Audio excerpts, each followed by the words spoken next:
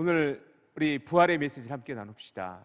부활이란 무엇입니까? 부활은 어떻게 정의되어져야 되고 어떻게 이야기되어져야 됩니까? 먼저 우리 옆 사람에게 이렇게 한 번만 정말로 물어보세요. 정말 부활을 믿으십니까? 시작. 우리 시온찬양대 부활을 믿습니까? 진짜요? 부활이란 뭡니까 그러면? 부활이란 도대체 뭐죠? 부활을 정의해 볼까요? 먼저 질문을 한번 더 자막을 좀 띄워주시죠. 정의, 부활의 전제, 우리가 이렇게 질문할 수 있을 거예요. 부활이란 무엇이며 우리에게 어떻게 정의되어져야 하는가? 그것을 정의하지 않고서는요, 우리가 부활의 이 고백이 자칫 오해되어질 수 있어요. 부활이라는 것은 무엇이냐면, 주님의 부활은 예수님께서 십자가 죽으심으로 우리를 죄에서 구원하시고 마침내 어두움의 세력에서 벗어나 승리를 선포하는 순간입니다. 주님의 부활은 시작. 주님의 부활은 예수님께서 십자가 죽으심으로 우리를 죄에서 구원하시고 마침내 어두움의 세력에서 벗어나 승리를 선포하는 순간입니다. 그렇다면 우리에게 부활은 어떻게 이해되어져야 됩니까? 주님의 부활은요, 우리 그 다음 예수님의 부활은 시작. 예수님의 부활은 이전의 삶의 소생이거나 이전 세계의 단순한 연장이 아니라 우리 삶에서 완전히 새로운 생명으로 거듭남으로 고백되어져야 합니다. 생명 거듭남으로 고백되어져야 되는 거예요. 자칫 우리는 부활하셨네, 우리가 이 땅의 삶을 또 연장해 사는 거야? 예수님이 부활하셨으면 예수님의 공생의 기간 동안 살았던 그 삶이 연장되어지는 거야? 아니요, 그렇지 않습니다. 새로운 생명의 선포입니다. 새로운 생명의 구원의 역사입니다. 그러기에 부활은요, 오늘 우리에게 어떻게 이해되어져야 됩니까? 그저 부활절에 한번 고백되어지는 그저 행사처럼, 이벤트처럼 그렇게 지나가는 그런 날들이 아니라, 오늘 우리의 부활의 메시지, 부활의 고백은요, 계속되어지는, 우리의 삶에서 계속돼서 우리가 어디까지 이를 동안, 주님의 나라에 이를 동안 우리가 고백하고 또 고백하고 기억해야 될 우리의 너무나도 중요한 믿음의 고백이라는 사실을 기억하시기를 주님의 이름으로 축원합니다. 그러게 우리는 부활의 주님을 만나야 돼요. 부활의 주님을 만나야 돼요. 오늘 설교 제목 시작. 부활의 주님과 베드로, 그 부활의 주님을 만난 베드로의 이야기를 나누려고 해요. 베드로 누구예요? 수제자예요. 수제자. 누구의? 예수님의 가장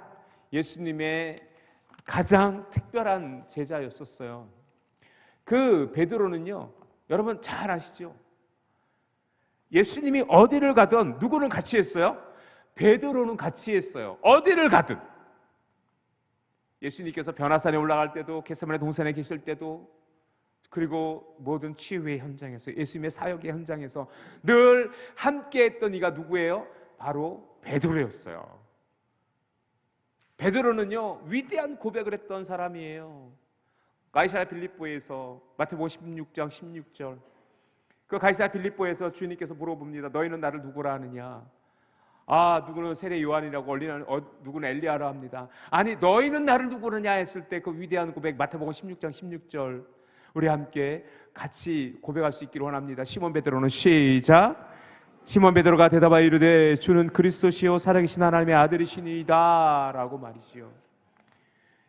이 고백을 들으신 예수님은 너무너무 기뻤어요.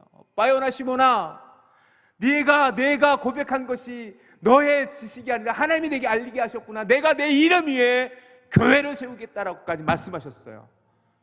그리고 예수님께서 어느 날, 조금 잠시 후에, 이 사건과 연장되어진 사건인데, 그때 예수님께서 이제 예수님께서 고난당하실 것을, 그리고 3일 만에 부활하실 것을 말씀하세요.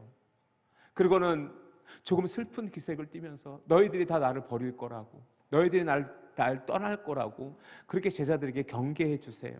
그럴 때 베드로는 뭐라고 얘기하냐면, 주를 버릴지라도, 모두 주를 버릴지라도, 정말로 모든 사람이 주를 버릴지라도 나는 주님을 버리지 않겠습니다. 나는 주님을 버리지 않겠습니다라고 호언장담했던 사람이 베드로였어요. 그런데 우리 칸탄타 그 찬양의 가사에서도 그 베드로의 그 부인의 이야기가 찬양되어졌던 것처럼 베드로는 그 비자에게, 그 어린 종에게 3번이나 예수님을 부인해요. 그 전날 예수님께서 내가 닭이 울기 전에 나를 3번 부인하리라, 주님께서 그렇게 경계하셨음에도 불구하고 베드로는요 그렇게 주님을 3번이나 부인하게 돼요. 그런 닭이 울자 가서 통곡하고 회개하는 장면이 기록되어져 있지요. 그리고는 모든 것을 다 잃어버려요. 언제? 주님이 십자가 달려 죽으실 때. 베드로 역시 그 빌라도 법정에서 주님을 3번이나 부인했지요. 그리고 베드로는요 그렇게 부활을 기대하지 않았어요. 베드로도, 수제자였던 베드로도 그가 부활을 기대하지 않았어요. 그런데 부활의 주님께서 베드로를 찾아오셨잖아요. 오늘 이야기, 그래서 오늘 이야기가 이어지는데, 오늘은 그 디베레아 호숫가는 우리가 알고 있는 갈릴리 호숫가의 또 다른 이름이기도 해요. 그 디베레아 호숫가에서 그날도 제자들과 함께 요한도 야고보도 베드로도 다 어부 출신이잖아요. 다시 그들은 생계를 이어가야 되니까, 먹고 살아야 되니까 결국 그들은 다시 갈릴리 호수에서 물고기를 잡고 있어요. 그날도 어쩌된 일인지 물고기가 잡히지 않아요. 밤이 맞도록 아무것도, 단 한 마리의 물고기도 잡지 못해요. 근데 멀리서 누군가 물어봐요. 너희들에게 고기가 있느냐? 당신들 고기 좀 많이 잡으셨습니까? 고기가 좀 나왔습니까? 그 질문하신 분이 누군지 모르게 그 베드로는, 그 제자들은요 없어요. 한 마리도 없어요. 오늘 왜 이렇게 안 잡힐지 모르겠어요. 한 마리도 없어요 라고 퉁명스럽게 대답해버려요. 그런데 갑자기 그 사람이 멀리서 또다시 이렇게 외쳐요. 저기 오른편에 가서 그물을 던져보시오. 저 오른편에 그물을 내려보시오.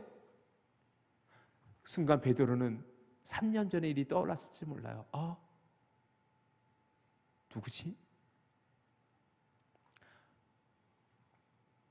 그렇게 생각하며 그는 그물을 내렸어요. 그물을 내렸고 잠시 후 그물을 걷어올리는데 무거워서 그물을 들 수가 없어요. 찢어질 것 같아요. 베드로는 그 순간 무엇을 생각했을까? 3년 전 그분, 나를 부르셨던 예수님.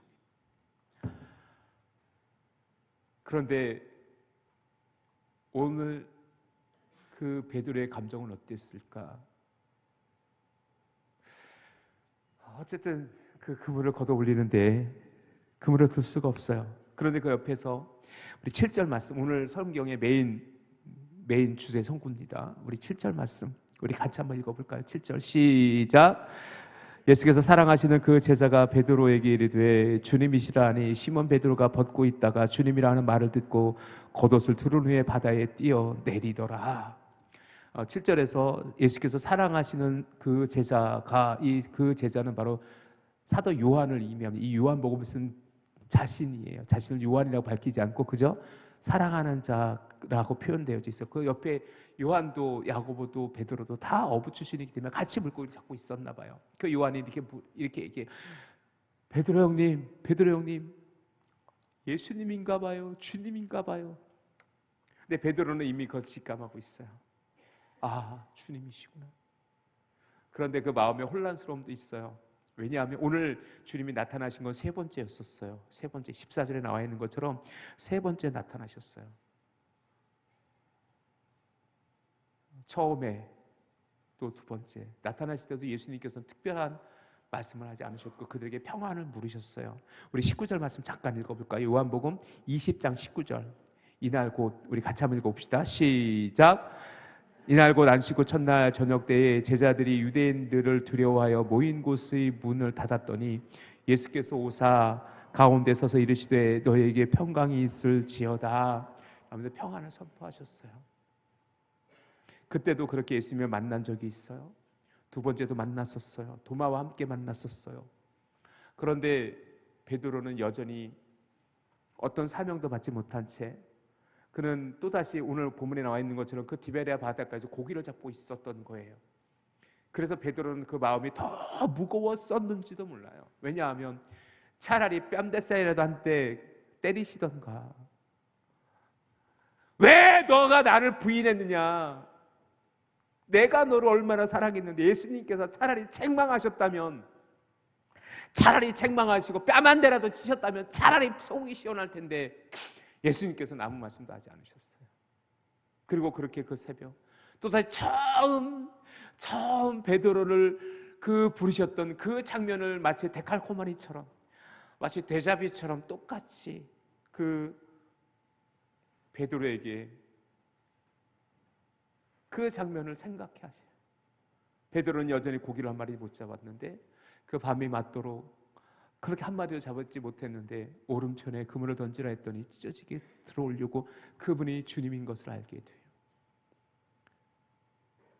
모든 것을 낙담했고 좌절했고, 그래서 옛 삶으로 돌아갔던 베드로에게 주님은 다시 찾아오시는 거예요. 부활의 주님이 다시 찾아오시는 거예요.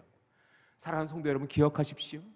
우리가 인생을 살다 보면 때로 낙심할 때가 있고 낙담할 때가 있고 실패할 때가 있고 절망 가운데 있을 때가 있어요. 이때 주님이 여러분을, 부활의 주님이 여러분을 만나시기를 주님의 이름으로 축원합니다. 그 부활의 주님을 여러분이 찾기를 주님의 이름으로 축원합니다. 그 부활의 주님으로 말미암아 여러분이 또다시 여러분의 삶이 회복되어질 수 있기를 주님의 이름으로 간절히 기도합니다. 오늘 7절 말씀 다시 한번 보세요. 겁나 재밌어요. 너무 재밌어요. 너무 재밌어요. 우리 7절 말씀 다시 한번 읽어보세요. 우리 다시 한번 읽어볼까요? 시작. 예수께서 사랑하시는 그 제자가 베드로에게 이르되 주님이시라 하니, 시몬 베드로가 벗고 있다가 주님이라 하는 말을 듣고 겉옷을 두른 후에 바다로 뛰어내리더라. 왜 이 장면이 굉장히 흥미롭고 재밌냐면, 그 옆에 있는 요한이 봐요. 이거 주님인 것 같아요. 우리 베드로 사도님이 처음 예수님을 만났을 때 그 일과 너무 똑같잖아요. 그런데 보니 주님이에요. 호수 한가운데 있어요. 이 거리가 8절에 보니까 50칸쯤 되더라. 다른 제자들은 육지에서 거리가 불과 한 50칸쯤 되므로, 즉 뭐냐면 지금 베드로가 예수님의 음성을 듣고 있는 그 거리는 뭐냐면 해변 호숫가에서 100m 정도 떨어져 있는 곳이에요. 깊은 곳이에요. 그곳에서 베드로는 뭐예요? 어떻게 하고 있어요? 어떤 행동을 하고 있어요? 갑자기 겉옷을 입어요. 고기 잡을 때 거추장스러워서 벗어놓던 겉옷을 벗어요. 그리고 벗었던 그것을 되려 입어요. 그리고 뭐예요? 무서워 풍덩 수영차 가고 있는 거예요. 7절 말씀 잘 보세요. 물에 바다로 뛰어내리더라. 이 바다가 바로 그 갈릴리 바다예요. 풍덩 뛰어내려서 뭐예요? 수영차 가고 있는 거예요. 주님 하면서 수영차 가고 있는 거예요. 다른 제자처럼 배 타고 오면 되지. 베드로가 여기서 성격 급하다는 게 다시 한번 보여요. 베드로가 성격이 진짜 급해요. 급하고 거칠어요. 그런데 그 마음은 너무너무 순수해요. 주님을 부인했던 그 마음이 자신이 미웠을 거예요. 한스러웠을 거예요. 부활의 주님께서 오셨지만 또 다른 사명을 주시지 않으세요. 그저 평안하냐 묻기만 하세요. 그래서 이제 다시금 옛날 본업 생업으로 다시 돌아가 물고기를 잡고 있는데 다시 오신 거예요. 그 주님을 만나니 너무 반가워서 배로 끌고 갈 생각도 못해요. 그냥 겉옷을 입고 물에 풍덩 수영쳐서 가고 있는 거예요. 부활의 주님을 만나려고. 그 모습을 보는 성경에 기록되어져 있지만 예수님은 어땠을 것 같아요? 예수님의 마음은 어땠을 것 같아요? 예수님의 마음은 저는 미친놈 아니야? 하면서 책망했을 것 같아요? 아니면은 아이고 역시 베드로는 베드로네, 베드로야 어서 와, 네가 믿음이 회복됐구나, 주님께서 기뻐하셨을 거예요. 여러분 생각은 어때요? 예수님께서 기뻐하셨을 거라 저는 믿습니다. 여러분도 동의하십니까? 그 모습이 저에게, 이 7절의 말씀이 저에게 너무너무 재밌었어요. 그 생각을 하니까 너무너무 즐거워요. 부활의 주님을 만난 베드로가 이렇게 즐겁구나, 이렇게 행복하구나. 여기서 벗어두었던 겉옷을 다시 입는다라는 것은 뭐냐면, 지금 수영쳐서 갈 놈이 왜 겉옷을 왜 입냐고요. 그런데 되려 뭐예요? 빨리 가서 주님께 경배하고 싶은 거예요. 근데 옷을 벗은 채로 경배할 수 없으니 옷을 입은 채로 물속에 뛰어가서 수영쳐서 건너가면서 주님을 만나고 싶은 거예요. 그게 베드로예요. 그 부활의 주님과 그 베드로예요. 저와 여러분에게 오늘 베드로와 같은 믿음의 고백이 허락되어지기를 주님의 이름으로 축원합니다. 다시 그 주님께 나의 모든 것을 드릴 수 있으며, 오늘 그 부활의 주님을 강력하게, 정말로 절실하게 갈망하는, 그 부활의 주님을 만나기를 소망하는 저와 여러분 되어지기를 주님의 이름으로 축원합니다. 겉옷을 다시 두르듯이 그는 수영을 해서 건너갈, 이게 그 베드로의 모습이 너무너무 순수한 것 같아서 저는 어제 설교 준비하다가도 혼자 실실대면서 웃어서, 야, 베드로 재밌긴 되게 재밌다 막 그러면서 그렇게 설교 준비를 했는데, 어때요? 여러분은 정말로 부활의 주님이 여러분 앞에 서 계시다면 여러분은 수영쳐서라도 갈 수 있는 그런 용기가 있습니까? 가야 돼요. 그 주님께 가야 돼요. 그런데 베드로에게 예수님께서는 뭐라고 그러세요? 너 나 사랑하니? 그 뒤에 이어진 말씀이 그 유명한 너는 나를 사랑하느냐 3번 질문하셨던 그 사건이 이어져요. 결국 주님께서는요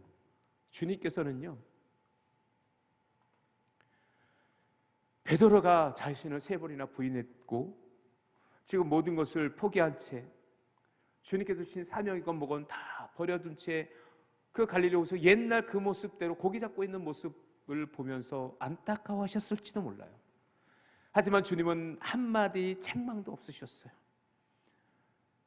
그리고는 그의 부르심의 소명을 일깨워 주시고 그를 다시 부르고 계신 것이요. 사랑하는 성도 여러분, 저는 여러분들에게 오늘 또다시 우리가 부활의 주님을 만나 그렇게 베드로와 같이 순수하게 주님께 나아갈 수 있는 저와 여러분이 되어질 수 있기를 주님의 이름으로 축원합니다. 지난 2023년 이른 비와 늦은 비의 은혜를 구하는 축복 대신방을 우리가 진행했죠.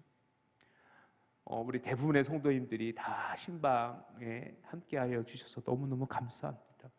혹시 신방 못 받은 가정도 꼭 함께 신방 예배 드려 하나님께 영광 돌리기를 또한 이 시간을 빌어 또 한 번 더 부탁드리고요. 그 신방의 과정 가운데 많은 분들이 뭐예요? 집을 다 청소하셨어요. 깨끗하게 청소하세요. 그리고 저를 맞아줘요. 이러한 마음이 바로 그 두른 겉옷을 벗어두었던 베드로가 이제 곧 수영할 사람이 겉옷을 입는 것과 같은 모습들, 주님께 경배하고자 하는 마음, 그 주님을 사랑하는 마음이죠. 저는 믿습니다. 이번 대신방 때 특별한 성도님 한 분 계셨어요. 그분은 제가 신방 간다는 소식을 듣고 집에 청소를 다 하셨고 집 앞에 소나무가 한 그루 있었는데 그 소나무가 가지치기 할 때가 되셨나 봐요. 그런데 목사님 오시기 전에 가지치기 한다고 가지치기 하다 다치기도 하셨어요. 하루빨리 하루속히 회복되어지기를 주님의 이름으로 간절히 기도합니다. 그렇게 주님을 사모하며 예배드리는 그 모습이 바로 오늘 주님을 만난 베드로와 같이 저와 여러분에게 허락되어지기를 주님의 이름으로 축원합니다. 우리에게 요구되어지는 믿음은 바로 그거예요. 다시 회복되어져야 돼요. 저의 믿음이, 여러분의 믿음이 지금 이 호숫가에서 다시 옛 생활로 돌아갔던 그 베드로, 갈릴리 호숫가에서 다시 고기를 잡았던 그 베드로를 주님께서는 다시 부르셨잖아요.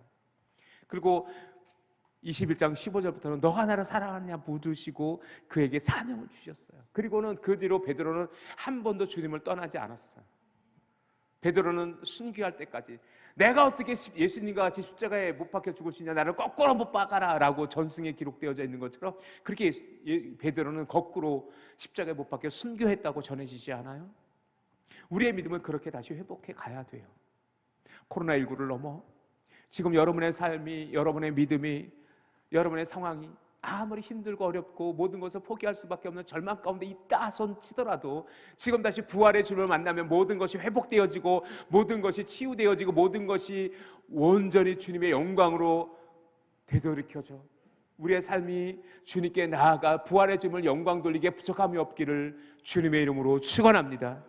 다시 회복되어져야 돼요. 우리의 믿음은 다시 회복되어져야 되고 다시 부활의 주님을 만날 수 있으셔야 돼요. 지금 여러분이 부활의 주님을 만나야 돼요. 우리 옆 사람에게 인사해 주세요. 부활의 주님을 만나야 합니다. 저 깨우세요. 깨우시고 부활의 주님을 만나야 합니다. 다시 한번 얘기해 주세요. 명확하게 얘기해 주세요. 그럴 때 우리 믿음이 다시 회복되어질 수 있어요. 그것이 우리가 부활의 메시지예요. 우리에게 오늘 전해주는 주님의 부활의 메시지입니다. 사랑하는 성도 여러분, 다시 한번 우리가 주님의 부활의 그 은혜로 우리의 믿음이, 우리의 삶이 회복되어지기를 주님의 이름으로 축원합니다. 어느 목사님의 이야기를 함께 나누며 오늘의 설교를 마무리하려고 해요. 그 목사님은 목회를 하시다가 피부암에 걸리셨어요. 피부암에. 그래서 하던 사역을 모두 내려놓고 시골에서 요양하고 계셨어요. 그런데 어느 날 띠리링 전화가 와요. 전화가 왔어요. 근데 깜짝 놀랄 전화였어요. 충북 음성의 어느 교회에서 전화가 온 거예요. 처음 듣는 교회인데 그 교회에서 장로님이 목사님, 다음 주에 우리 교회 와서 설교해 주세요. 우리 교회 담임 목사님께서 떠나시게 되셨는데 우리 후임 목사로 우리 담임 목사님으로 목사님을 청빙하고자 해요. 그 전화가 온 거예요. 본인도 깜짝 놀랐어요. 말도 안 돼요. 지금 자기는 시한부 인생, 언제 하나님이 부르실지 모르는 암 환자예요. 자초지종을 물어봐도 그쪽 교회에서는 나를 어떻게 추천됐는지, 내가 어떤 상황인지 그 교회에서는 아무것도 몰라요. 그런데 알고 봤더니 그 교회의 목사님의 전임 목사님, 지금 그 목사님이 유학을 하러 그 교회를 떠나셔야 되는데 그 목사님이 친구였던 거예요. 가까운 친구. 근데 그 친구도 목사님이 암 환자라는 걸 알아요.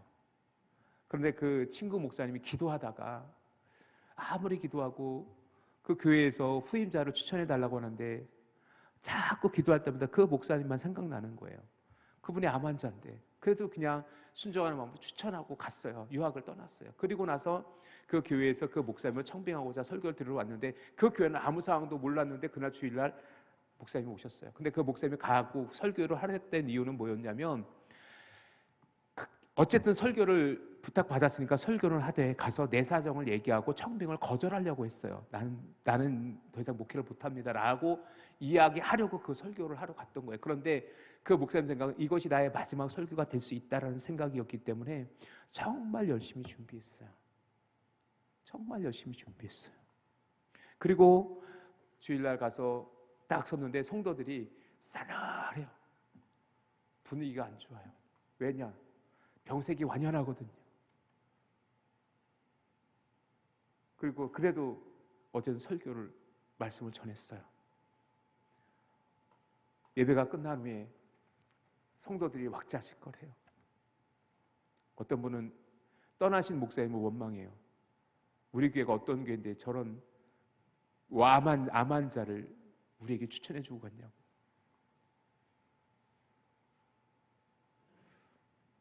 그리고는 다시 예배가 끝난 뒤에 목사님이 자초지종을 잘 말씀드리고 나는 청빙에 응할 수 없습니다라고 하고 돌아가셨어요. 그리고 다시 청빙위원회가 모였어요.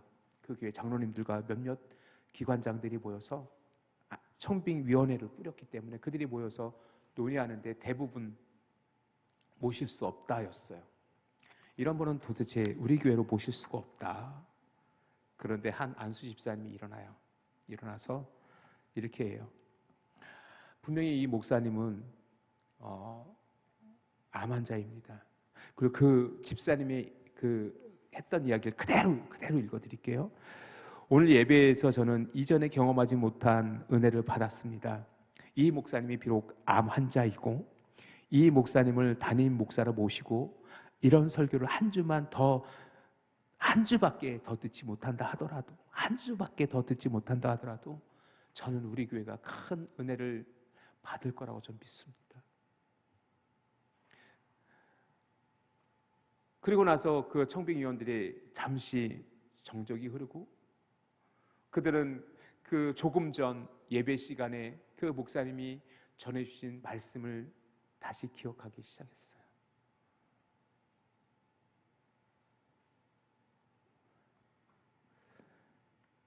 사랑하는 성도 여러분, 어쩌면 때로 우리는 늘 마지막이라는 삶의 종착점을 생각하며 살아가야 되지요. 그런데 우리가 여전히 오늘을 힘있게, 오늘을 의미있게 살아갈 이유는 뭐냐면 우리는 부활의 소망이 있기 때문에 그래요. 믿습니까? 그렇기 때문에 우리는 뭐예요? 오늘 다시 부활의 주님을 만나야 돼요. 그리고 우리의 사명을 다시 부활의 주님을 통해서 다시 깨닫고 그 부활의 주님께 한 걸음 더 나아갈 수 있기를 주님의 이름으로 축원합니다.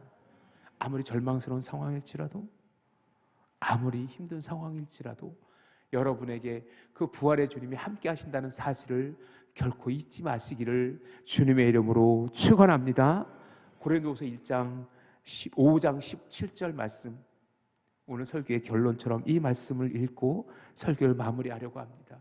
고린도후서 5장 17절 시작. 그런즉 누구든지 그리스도 안에 있으면 새로운 피조물이라 이전 것은 지나갔으니 보라 새 것이 되었도다. 사도 바울의 고백처럼 이제 우리 모든 이전의 삶을 내려놓고 때로 우리가 베드로처럼 이전의 삶으로 다시 그 디베랴 호숫가 갈릴리 호숫가로 나가 고기를 잡는 상황에 놓여질지라도 그곳에서 다시 부활의 주를 만난 베드로와 같이 오늘 이 시간이 저와 여러분에게 부활의 주님을 다시 만나는 이 시간 되어지기를 주님의 이름으로 축원합니다. 다시금 좌절하거나 낙심하거나 절망 가운데 체념한 듯 살아가지 마시고 오늘 부활의 주님으로 말미암아 또 하루를 살더라도 단 하루를 살더라도 부활의 영광을 향한 믿음의 고백으로 날마다 승리하는 삶을 살아가시는 저와 여러분 되어질 수 있기를 주님의 이름으로 축원합니다.